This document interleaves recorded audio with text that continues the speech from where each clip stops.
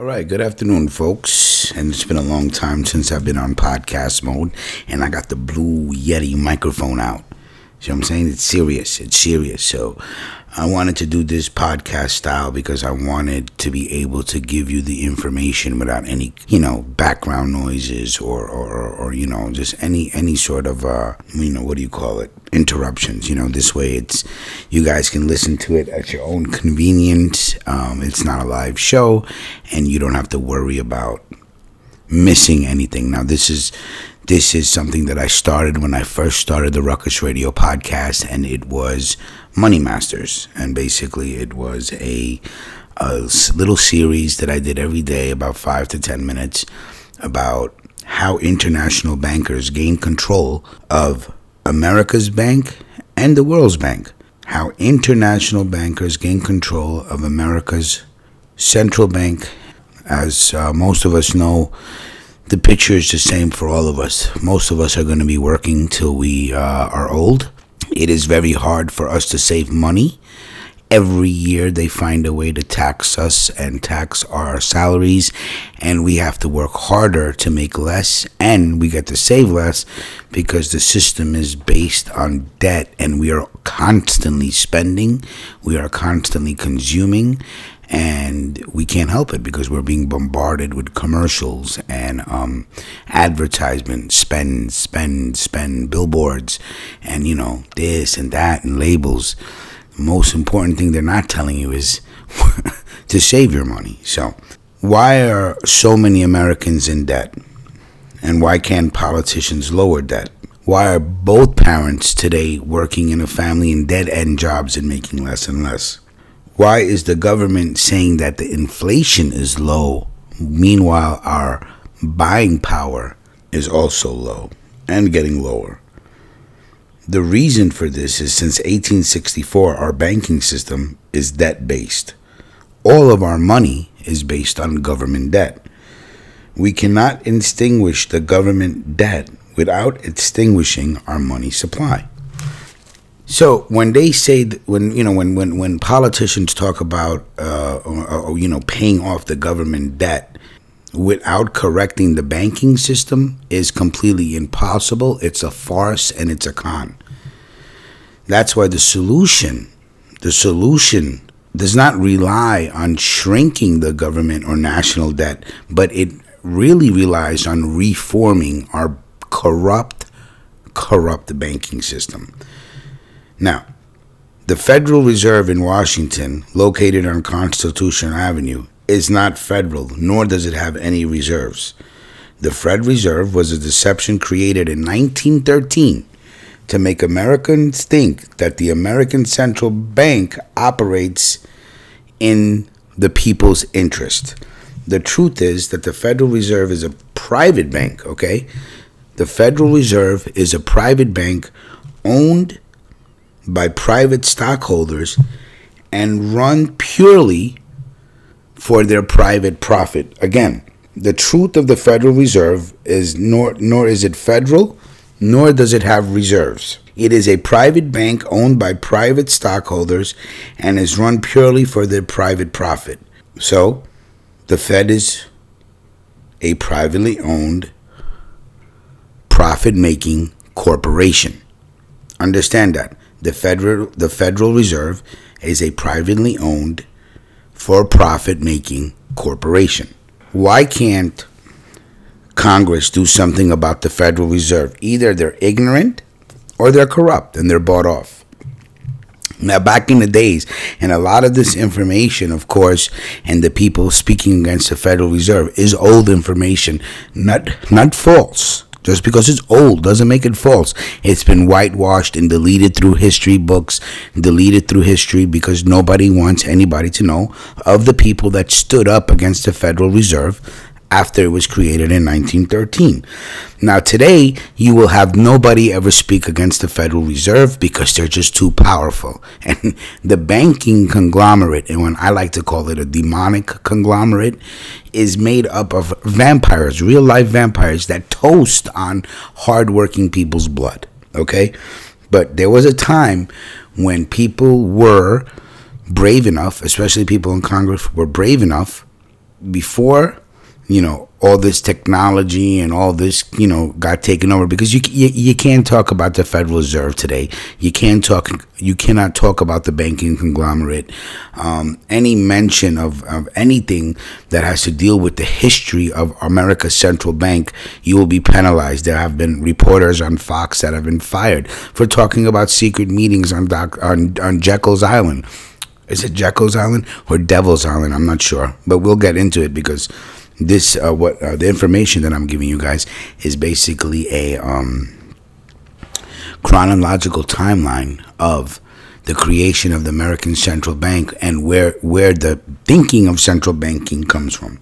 Now, again, I told you that either people in Congress are too ignorant to understand, or they're too corrupt to care. But there have been people in history that have spoken up against the Federal Reserve.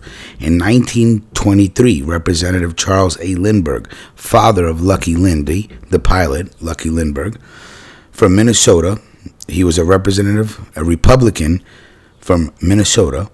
The financial system has been turned over to the Federal Reserve Board. That board administers the finance system by authority, a purely profiteering group. The system is private, conducted for the sole purpose of obtaining the greatest possible profits from the use of other people's money. Again, 1923, Republican Charles A. Lindbergh from Minnesota. This is what he said about the Federal Reserve. Quote, the financial system has been turned over to the Federal Reserve Board. That board administers the finance system by authority of a purely profiteering group. The system is private, conducted for the sole purpose of obtaining the greatest possible profits from the use of other people's money. Another member of Congress, Louis T. McFadden, in 1932, the representative of Pennsylvania and the former chairman of the House Banking and Currency Committee during the Great Depression, said, "We have in this country one of the most corrupt institutions the world has ever known.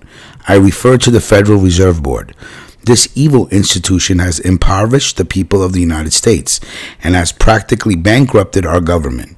It has done this through corrupt practices of the money vultures who control it." That was said by Louis T. McFadden in 1932.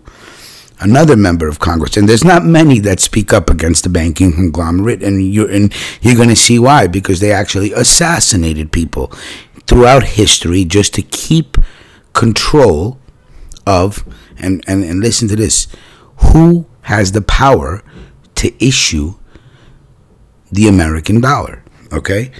Senator Barry Goldwater said, "Most Americans have no real understanding of the operation of the international moneylenders.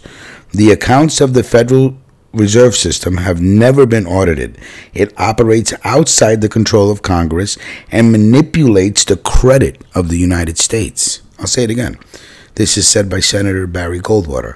"Most Americans have no real understanding of the operation of the international moneylenders.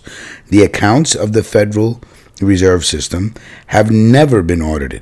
It operates outside the control of Congress and manipulates the credit of the United States."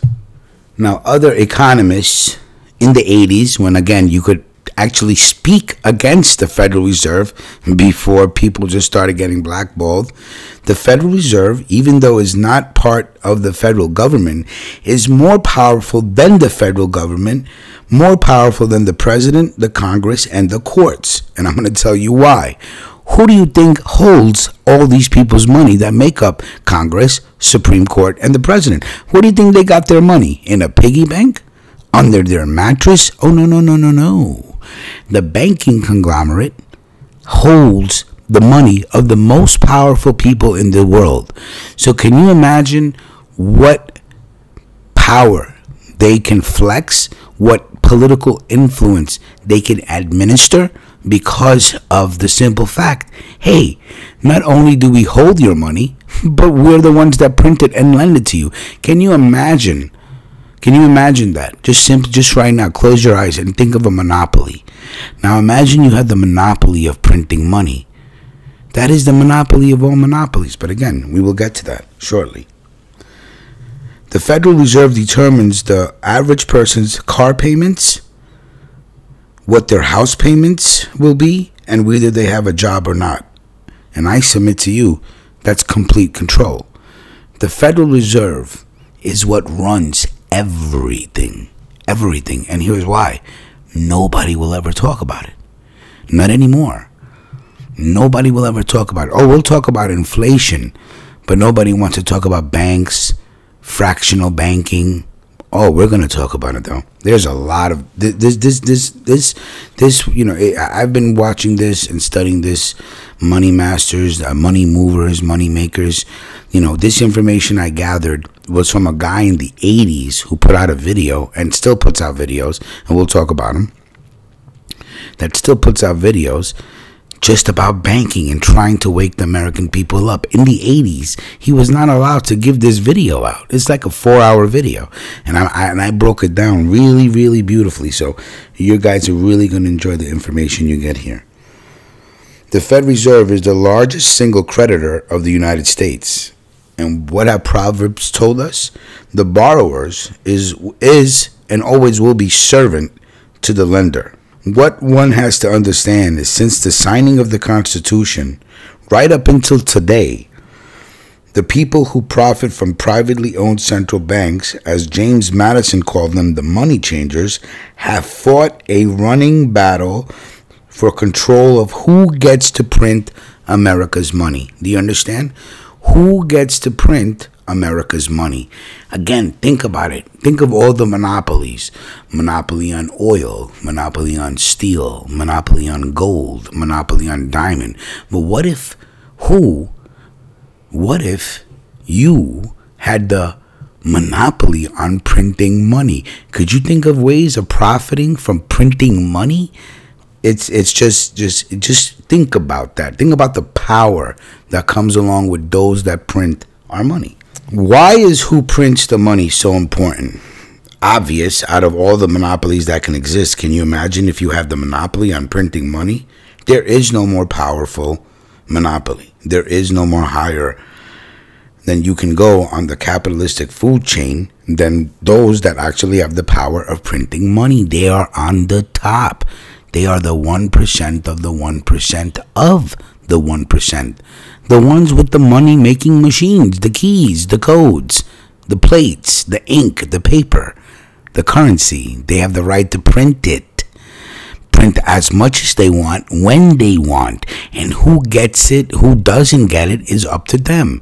So they basically control everything. Think of money as a commodity. If you have a monopoly on something everybody wants and needs and nobody has enough, the ways to profit are infinite. And also, you can exert tremendous political influence. And in this series, and hopefully after the end, I'm going to have 30-minute shows. So part 1, part 2, part 3, whatever it takes to finish it. And then afterwards, hopefully, my goal is to do a live show at least once a week about an economic revolution. That has been my goal since last July. How can I help spark an economic revolution? If it's all about money, then is it really about spending it or is it about accumulating it? Ask yourself that. So, throughout history of the United States, the power of who gets to print money has gone back and forth between Congress and some sort of privately owned central bank. So throughout the history of the United States, the power has gone back and forth from people to private bank, from people to private bank, from people to private bank. There's been a constant struggle. The people should print the money for the people. The bank prints the money for profit. That was the difference back then, and that's why they were fighting for it back and forth, back and forth. Nobody said a word after 1913, though. We're going to talk about that. Now, the Founding Fathers, yes, they were racist. Yes, they owned slaves. Yes, they were flawed.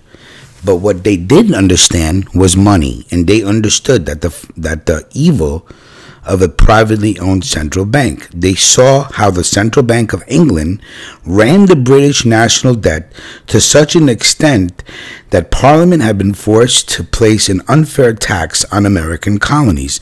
Now, this is what Ben Franklin said, and we'll talk about it later. Ben Franklin said this is the true reason for the American Revolution, because they were being unfairly taxed because the banks in England were printing out so much money and lending it out to the government, and the government could not pay it back. Simple. It's a simple thing. And they saw what happened to the British economy, and they saw the British Empire start placing unfair taxes on the American colonies in order to pay the British Central Bank back. And this, again, is what Ben Franklin said. This was the heart of the cause of the American Revolution. This was the spark. This was the defining moment where the American colonies said, nope, we ain't paying these taxes. And again, boom, because of money, okay, leads to the American Revolution. And I think Gandhi said it worse. Gandhi said it the best, excuse me. Mahatma Gandhi said, the most purest form of violence is poverty. And poverty is created because of money. Because those have money, they have all of it, and those that have nothing is incredible, right? 99% of the world are trying to share 1% of the money, and 1% of the population, we know, is eating 99% of the money. Therefore, you have areas of extreme poverty where you have children eating out of garbage cans. That poverty is the most purest form of violence, because from a hungry stomach, from that breeds such dysfunctional behavior because of a lack of money. Most of the founding fathers feared bankers and the accumulation of their wealth and power. Thomas Jefferson said, quote, I sincerely believe that banking institutions are more dangerous to our liberties than standing armies. The issuing power should be taken from the banks and restored to the people to whom it properly belongs. Again, I sincerely believe that banking institutions are more dangerous to our liberties than standing armies. The issuing power should be taken from the banks and restored to the people to whom it properly belongs. Now, what Thomas Jefferson said is the complete solution to fixing a corrupt banking system. The issuing power of money should be taken away from banks and restored to the people to whom it belongs. James Madison, the main architect of the Constitution, said, history records that money changers have used every form of abuse, intrigue, deceit, and violent means possible to maintain their control over governments by controlling money and its issuance. Again, James Madison said, who is the architect of the Constitution, quote, history records that money changers have used every form of abuse, intrigue, deceit, and violent means possible to maintain their control over governments by controlling money and its issuance. The battle of who gets to issue money has been the pivotal battle throughout the history of the United States. Wars are fought over it, and depressions are caused to regain the power. But after World War I, this battle was rarely mentioned in newspapers or history books. Why? Because by World War I, the money changers, or the money makers, or the money movers, or the money masters, there's many terms for them, had seized control of most of the nation's press. They bought out the media. Since 1764, the power to issue money has changed 8 times back and forth. Yet this fact has virtually vanished from public view, and for over 3 generations, a smokescreen emitted by Fed cheerleaders in the media. So, since 1764, the power to issue money has gone back and forth about 8 times. I never learned this in school. I'm pretty sure those of you listening did not know this fact. But the fact is, the power to issue money has gone back and forth 8 times since 1764. And until we stop talking about deficits and government spending, stop. It ain't about deficits and government spending. And if what we need to start talking about is who, WHO, who controls how much we have, who controls who issues money. It's all a complete shell game, farce. It's a complete con. It's not about deficits. It's not about how much the government spends. It's about who is printing the money and who has power to print the money. That's what it's about. The first solution is education. That is the first solution. You must be educated about money. You must understand money. You must understand how money works. You must understand taxation. You must understand the importance of accumulating money. Everything in society is based on you owing money. Debt, credit cards, these cards, credit, debt, always. Nothing is about accumulating money.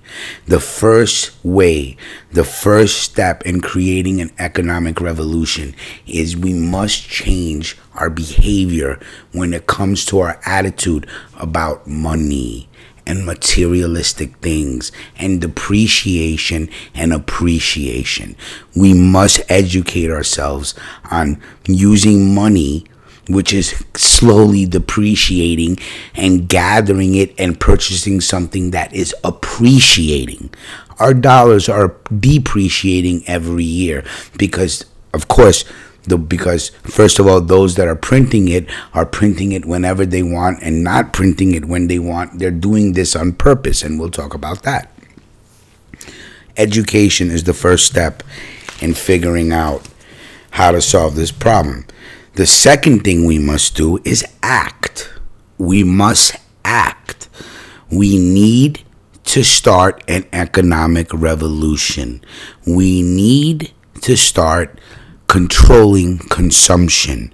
And we need to figure out a way on how to take away the power of printing money from the Federal Reserve. Again, they have assassinated Abraham Lincoln. They assassinated JFK because they were about to shut the Fed down. Or Abraham Lincoln was going to fund the Civil War with his own money. We will talk about that. Okay? Issuing our own money is not a radical idea. It has been implemented throughout American history by Ben Franklin, Thomas Jefferson, Andrew Jackson, Martin Van Buren, and Abe Lincoln. They all have implemented issuance of their own money for the people, by the people, without the use of a central bank. They did not need a central bank to tell them how much to print, who to print for, and how much profit to make. That's not what the issuance of money for people, by the people is about. It's an even trade. It's even. There's no inflation. There's no money being printed not being backed by anything. Again, the Federal Reserve is not federal, nor does it have a reserve to back up the debt of this country. It's a farce. It's a farce to make the American people think that the American Central Bank was running for the interest for the people. No, their only interest is to make profit off the people's money. Now, in 1913, Congress gave an independent central bank, deceptively named the Federal Reserve, a monopoly over issuing money. And the debt generated by this quasi-private corporation is what's killing the American economy. That's what's killing the economy. Because those that are issuing the money are issuing it falsely. They're issuing it in a way where they can just make profit out of it. But they're doing it at the expense of the dollar that's in your pocket. They're doing it at the expense of your buying power. Therefore, keeping people poor. Though the Federal Reserve is the most powerful central bank in the world, it's not the first. Where does the idea of the central bank come from? The answer is we have to go back to Europe. Now, this is the first part of the money changers, the money masters, those that control the issuance of money. Part 1. Part 2, we will come back next week, and it will be called the money changers. And we will go back to Europe, and we will discuss the emergence of the first bankers, which were the goldsmiths of England, and what they did and what they figure out and how they perverted their banking system into making tremendous amounts of profit and devaluing everybody else's at the same time. Okay, this is Big Rich, and this is the first installment of Money Masters. I hope you enjoyed it. We will be back next week for part 2, the money changers, and going back to Europe and discussing the first bankers of the time, which were the goldsmiths of England. I hope you guys enjoyed this podcast, and we will be back next week. All right. Thank you so much for listening. Big Rich, Ruckus Radio, you know how we do. I appreciate your time, and we'll be back next week with the Money Masters.